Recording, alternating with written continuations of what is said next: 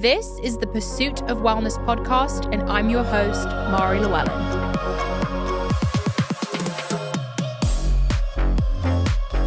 What is up, guys? Welcome back to the Pursuit of Wellness podcast. Today, we are doing a very special episode all about protein.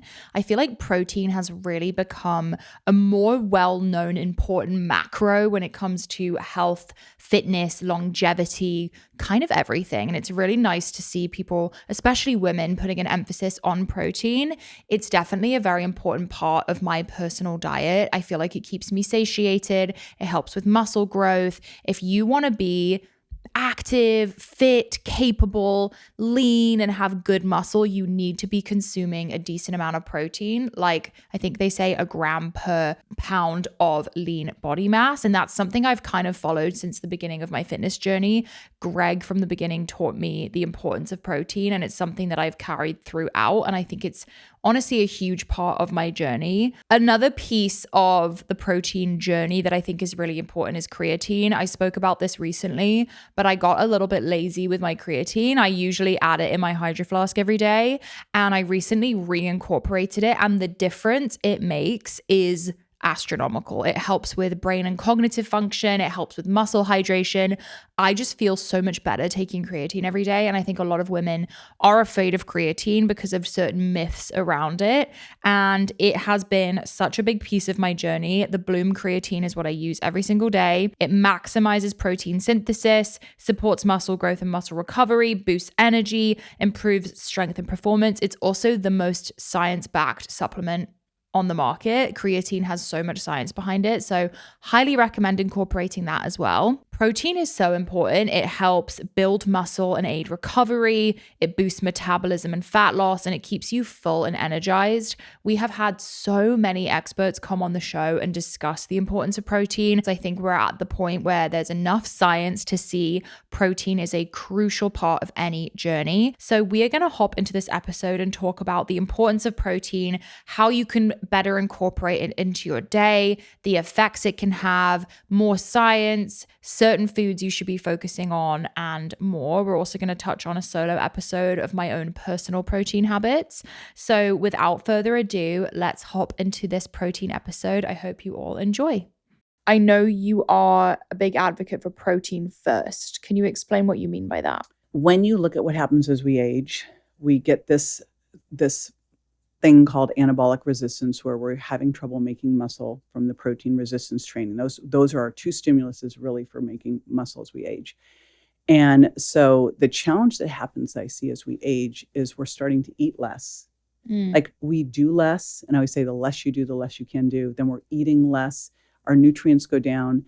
And for so many women, and I think this is women in particular, like women in particular have been trying to get smaller their whole life. Yeah.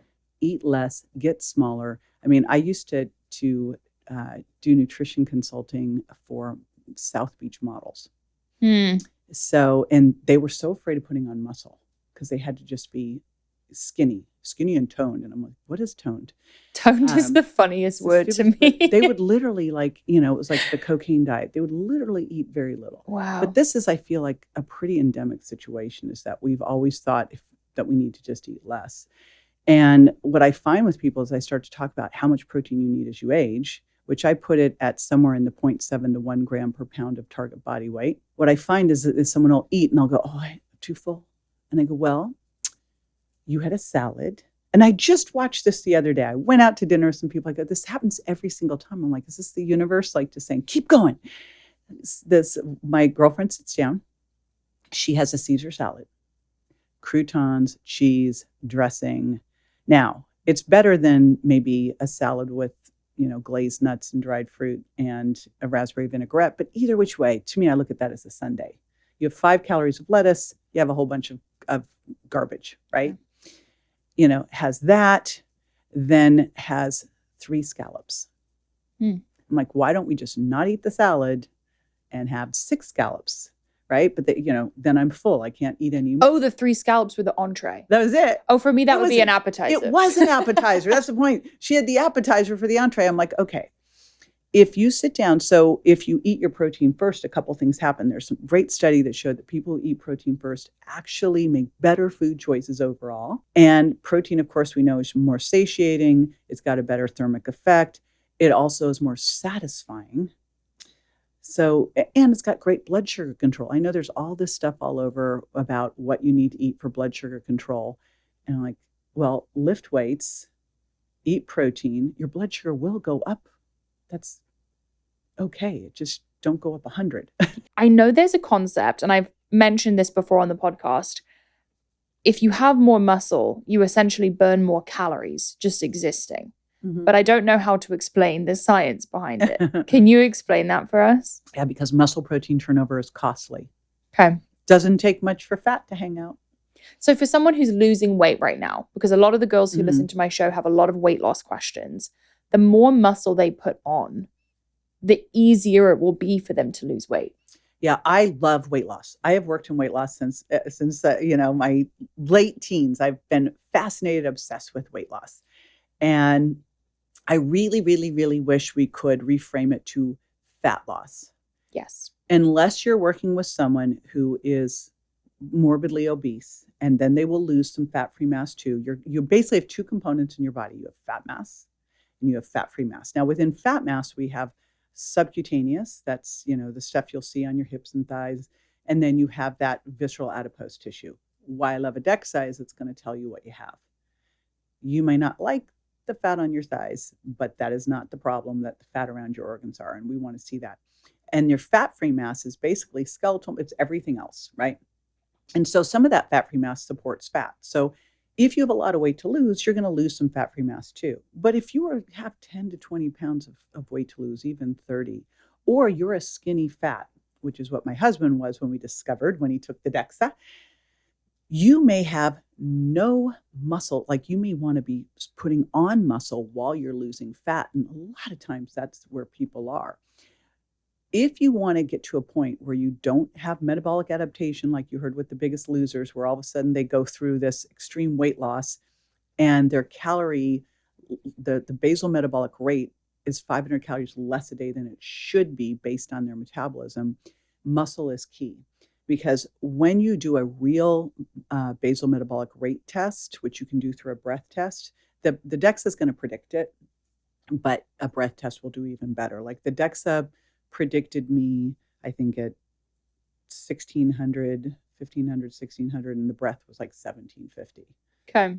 It's just, so it's going to be based on your muscle mass. That dictates everything because that muscle is very metabolically active. It's turning over all the time. It's breaking down, building up, breaking down, building up. Ideally, you are building up more than you're breaking down. At the very least, you want to keep it static, but you definitely don't want to be breaking down more than you're building up. So I've worked in weight loss since my 20s, and I got very interested early on because of a client who came to me, and if she ate over 1,200 calories a day, she'd gain weight. She had lived on, like you went into her pantry and opened it up. You won't remember these things because you were probably in the womb, but she had things like Butter Bud, Snack Wells, like all these fat-free, all this garbage, ultra-processed diet food, right? Wow. And so, I was like, this is such a head scratcher because I didn't understand at the time that you don't lose weight to get healthy. You have to get metabolically healthy to lose weight. And that if you've gotten to yourself to this point where you're so insulin resistant, that you've got to go and start to do the things that start to heal your metabolism so that your body can burn fat and hold on to or build muscle. And that's where she was. How do you heal your metabolism? When you really look at what heals your metabolism the most, because the person I'm working with right now who literally has more fat than person to lose. And so what we started with, we're really looking at three things. How is your sleep? If one poor night of sleep and you're more insulin resistant. So sleep has got to be dialed in. How do we start working with your nutrition to help make sure that you've got good satiety, good blood sugar balance, and optimize nutrients? Because quite often we're low in things like vitamin D that's going to contribute to insulin resistance. And then the exercise that we can do to improve that insulin sensitivity. So really a lot of what we're trying to do is start to improve that insulin sensitivity as quickly as possible. I always think of my husband. He's a bodybuilder and he's, six-pack, jacked. But people don't realize he's not just lifting weights in the gym. He's getting 25,000 steps a day usually because he takes every meeting while walking. Wow. I know. He paces around the pool. He's constantly moving and he eats a lot of food. So anyway, he's Which just is good. You want that energy flux. So yeah. I think the easy way to do it, and it's interesting, this person I'm working with right now is a super disciplined person. He just has to have a process. So I said, all right, he was getting 2,500 steps in a day. The average person gets 2,500 to 4,000 steps a day. I know. That's why let's major in the majors first. Yeah. So much like before we worry about seed oils, before we start focusing on red light, yes, maybe we need to get our steps in. Yes. I don't know. Call me crazy. Maybe we need to eat enough protein. Maybe we need to make sure we're hydrated enough. Let's major in the majors that are the biggest things that will, like, someone just DM me, are B12 shots going to help me with weight loss? I'm like, not really. Could we major in the majors? No, the foundation is crucial. Right. The fact, like, where I started 5 years ago, now I have the sauna, the cold plunge, the red light, because I've done all the other stuff. Yes. But I think the most important thing is to start with the steps, start with the weight, like start with the foundation, and you can add from there. Yes. And if anything, that's less overwhelming. Well, you know what's so cool? This Brian Johnson guy who is spent $2 million a year hacking his health and says the majority of things that make the biggest difference are the things that don't really cost anything. Yeah. Diet, exercise, sleep. Yeah. I'm like, amen.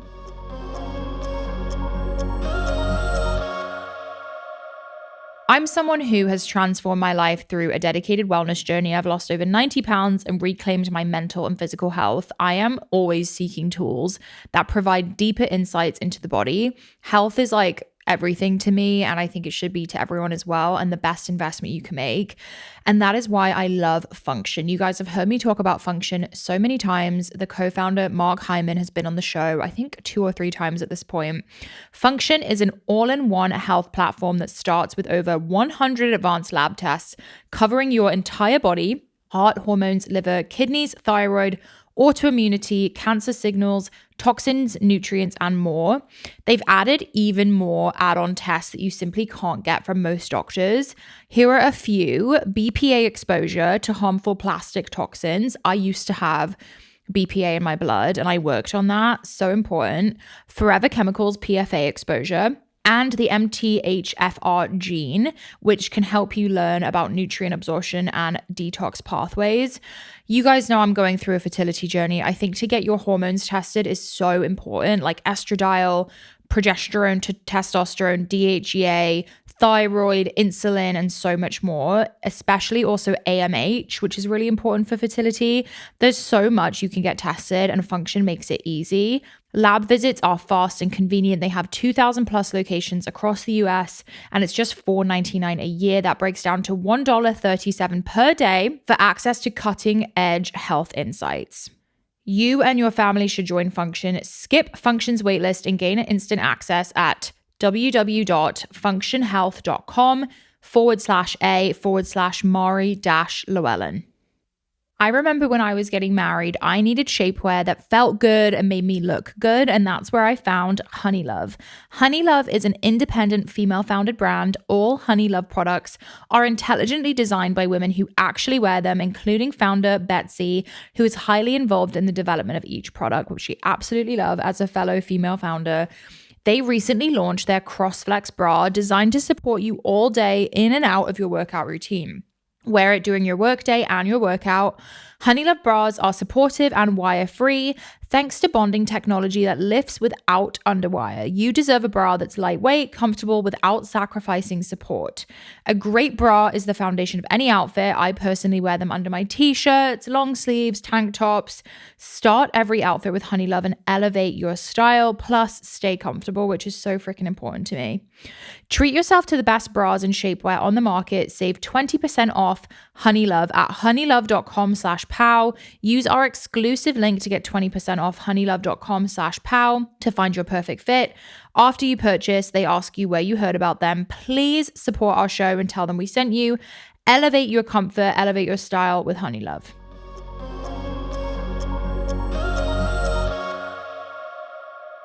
Why is muscle so important? I know you are a huge fan of muscle protein. Yeah. Why is muscle crucial for blood sugar balancing? I mean, this is the way that Gabrielle explains it, is it's your suitcase, right? It's your muscle is where when you eat carbohydrates, you might need some of them immediately, but a lot of them are going to get stored in either your liver or your muscle tissue. Mm-hmm. And if you have a nice muscle suitcase on you, you can stuff a lot of carbs into your muscle suitcase and save them for later and not have those carbohydrates, which turn into glucose, hanging around in your bloodstream, causing high glucose levels, high postprandial, post-meal blood glucose levels. That is where we come into an issue because, again, even if you are of a healthy body weight, if you're having blood sugar spikes because of lack of muscle mass, inflammation, metabolic abnormalities, you can have blood sugar spikes, to your point. And when you have blood glucose spikes that are abnormal, that are higher than a normal spike, and thus the resulting crash that happens afterwards, reactive hypoglycemia, this creates an immense environment of inflammation and stress within the body. It's hard on your kidneys. It's hard on your adrenals because when you come back down, the body has to now mobilize stress hormones like adrenaline and cortisol in order to liberate glycogen from the liver. So it creates this added stressful environment on the body when we're already in a state of stress, essentially. Like we got enough of that. We're trying to actually utilize the proper blood sugar balanced meals and snacks at, for some people, a frequent timing in order to keep that cortisol low, in order to keep everything very stable. Because once you create stability in the body, you can start creating stability in the mind.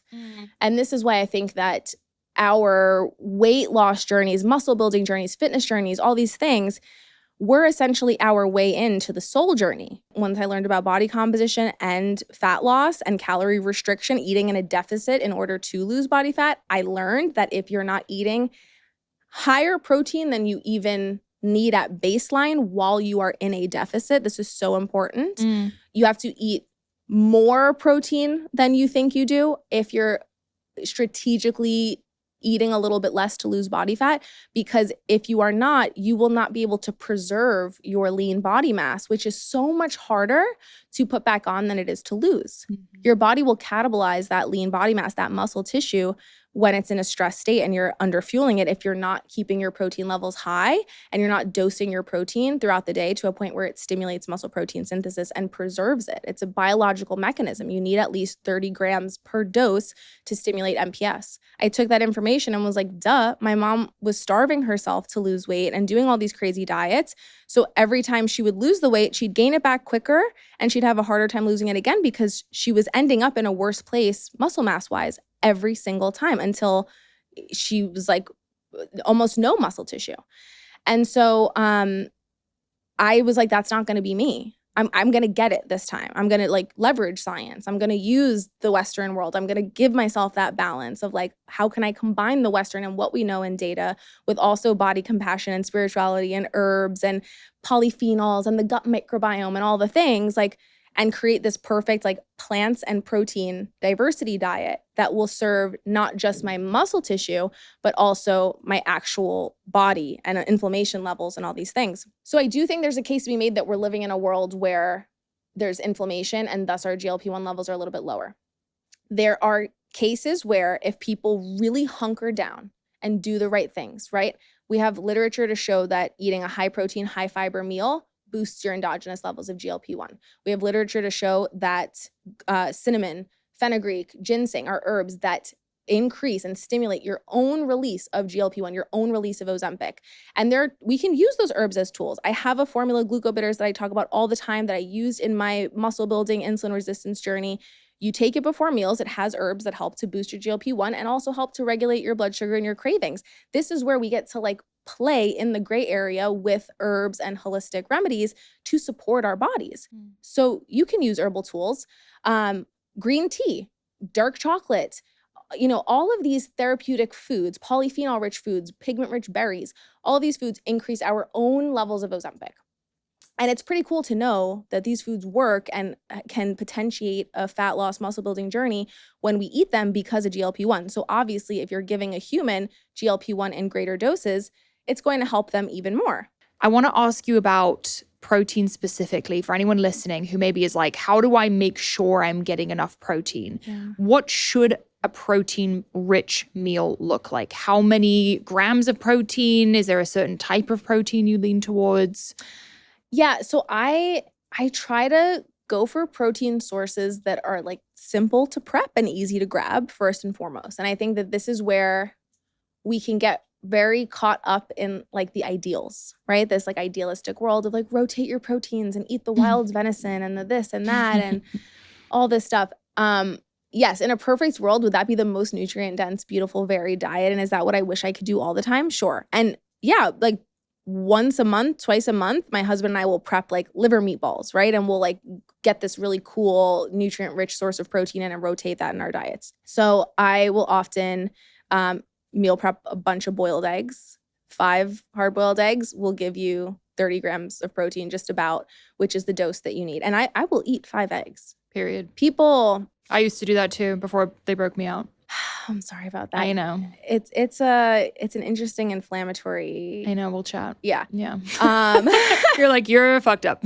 No, it's not. I used to slam eggs. Oh. In fact, you're not fucked up. Like, in fact, that is like what I want you to stop thinking. Thank you, babe. I appreciate that. But yeah, so I'll prep the eggs. I'll prep the chicken breast. You want like 4 or 5 ounces of chicken breast or ground beef or steak. Like, and you can weigh it out at first. That's again what I had to do. I would get my scale out and I would weigh 5 ounces. Because then you learn what it should look like. Exactly. Yeah. It's just training yourself how to build a plate. And my thing is like plants, protein, carb. And if I can make my carb a plant, even better. If I can make my carb chickpeas, like break open a can of chickpeas and maybe like roast them in a pan with like some red peppers and jalapenos and whatever and have that be my carb, fabulous. If it's white rice, great. If it's potato, Japanese sweet potato even, oh my God, amazing. And then, I try to go for some kind of a plant with every meal. So, and if that means like grabbing a handful of blueberries, even though it doesn't make sense on my plate with my meal, but it makes sense for what my brain knows. Let me get a little plants in here. Let me like nightcap the meal with something. I'll do that. But it'll usually be like greens or sauteed, something bok choy, broccoli, raw greens with like a really simple dressing. It's just breaking it back down to basics. I think one of the greatest things that I got out of the time that I worked with Dr. Gabrielle Lyon is the way that she gives pep talks. It's really the relationship. And she had said to me, listen, beating yourself up and telling yourself you're a piece of shit and you need to do better and blah, blah, blah, and having something to fight against served you up until this point. You made your company, you did all these things, you're successful. It's not working anymore. You need to realize that what took you to here, what took you to this level is not going to be the thing that takes you to the next level. You need a new plan. You need a new strategy.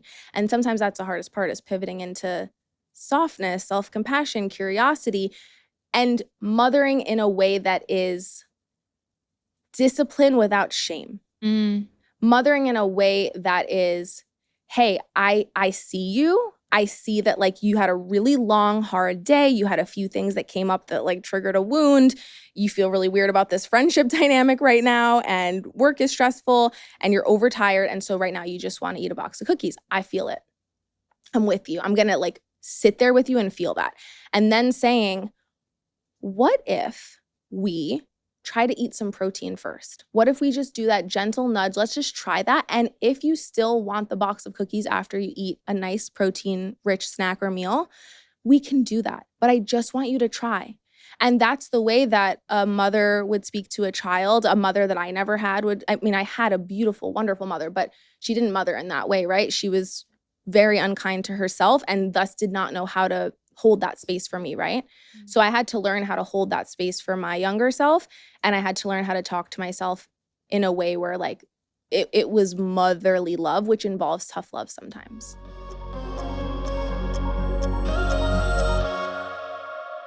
When I was going through my weight loss journey, I wish I'd had a tool like Lumen. Your metabolism is so important to every aspect of your life, and Lumen is the world's first handheld metabolic coach. It's a device that measures your metabolism through your breath, and on the app, it lets you know if you're burning fat or carbs and gives you tailored guidance to improve your nutrition, workout, sleep, and even stress management. All you have to do is breathe into your Lumen first thing in the morning, and you'll know what's going on with your metabolism and whether you're burning mostly fat or carbs. Lumen will give you a personalized nutrition plan for that day based on your measurements. You can also breathe into it before and after meals so you know exactly what's going on in real time. Your metabolism really is your body's engine, and it's how your body turns the food you eat into the fuel that keeps you going. Take the next step to improving your health. Go to lumen.me/pow to get 20% off your Lumen. That's lumen.me/pow for 20% off your purchase. Thank you, Lumen, for sponsoring this episode. The start of the new year is the perfect time to get organized, set goals, and prioritize what matters most. For many people, financial wellness is a top priority. I think it's so important. And thanks to Rocket Money, my goals feel closer than ever. They have showed me all my subscriptions right in one place and helped me cancel the ones that I forgot I'm paying for.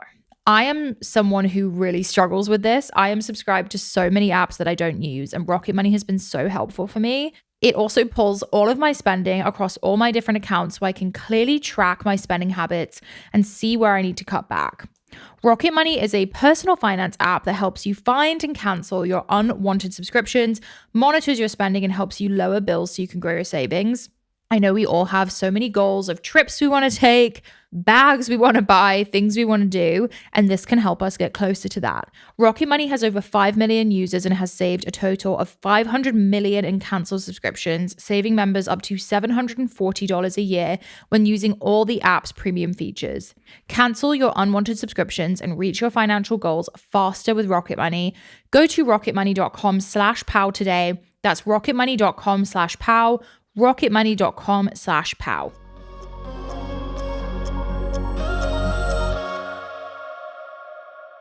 My first tip I have here is high protein. You've heard me say it before. I'll say it again. High protein is so important. It helps me feel full and satiated. Muscle is so important.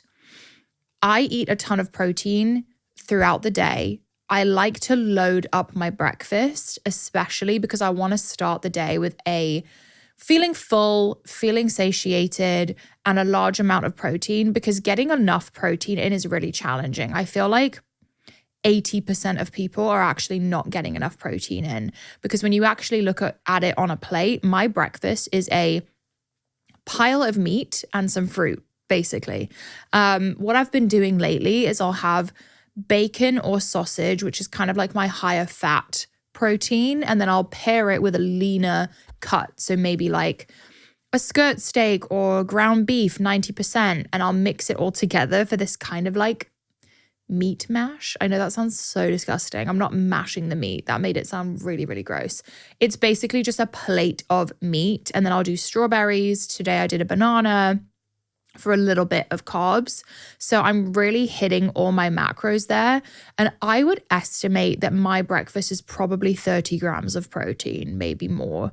And then I just keep kind of repeating that throughout the day. My meals, my snacks, everything is centered around the protein. So for lunch, maybe I'll do ground beef and avocado, or a salad with extra protein. If you order your lunch, let's say you order salads, get double protein every time. Highly recommend it. Dinner is also centered around the protein, whether it's a ribeye, a salmon, lamb chops. Like, you can really switch it up. Ooh, slow cooker. Really great way of making delicious meat that like falls off the bone. So freaking good. And then put your veggies and potato kind of around that, if that makes sense. In terms of snack, high protein again. I love chomps, meat sticks, fantastic way of getting protein in.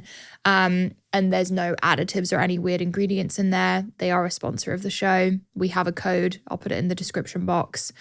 I love Raw Bars, RAWR bars. They are a small family business that I order from. My Dr. Emily Morrow recommended them to me.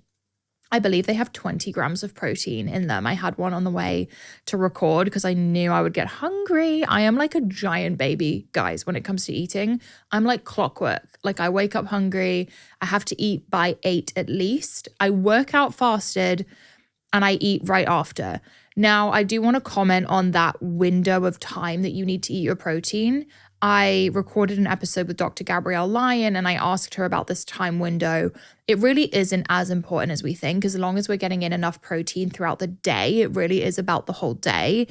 And what they recommend is a gram of protein per pound of body weight. So let's say I weigh around 150 pounds, like I need to be getting 150 grams of protein in per day. So it is kind of a mission and you need to be very conscious of it, but it really is life-changing. Like just by upping your protein, I feel like what you'll find is that you end up eating less crap throughout the day because you're not having those crazy cravings and you just feel full.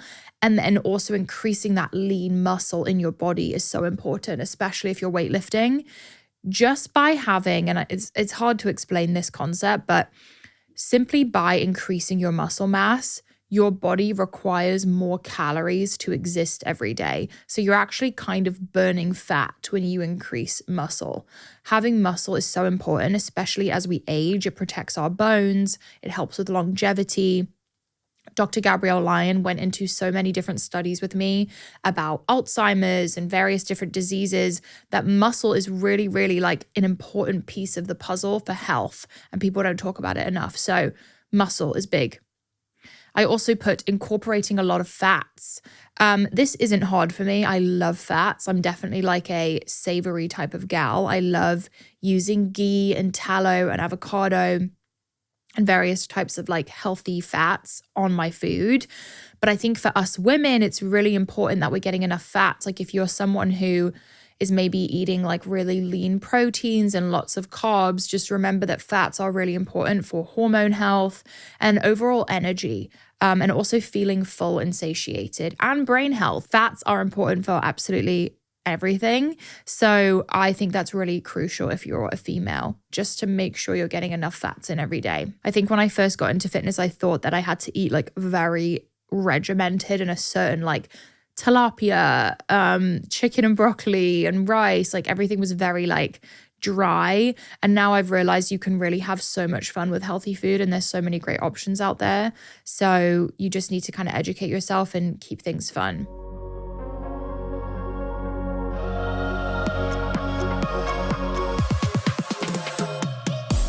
Thank you for joining us on the Pursuit of Wellness podcast. To support this show, please rate and review and share with your loved ones.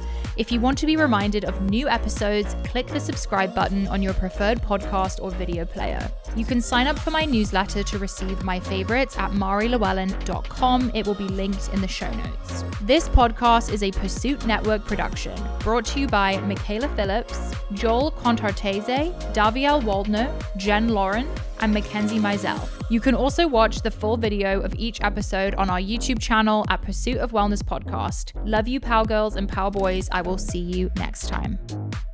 The content of this show is for educational and informational purposes only. It is not a substitute for individual medical and mental health advice and does not constitute a provider-patient relationship. As always, talk to your doctor or health team.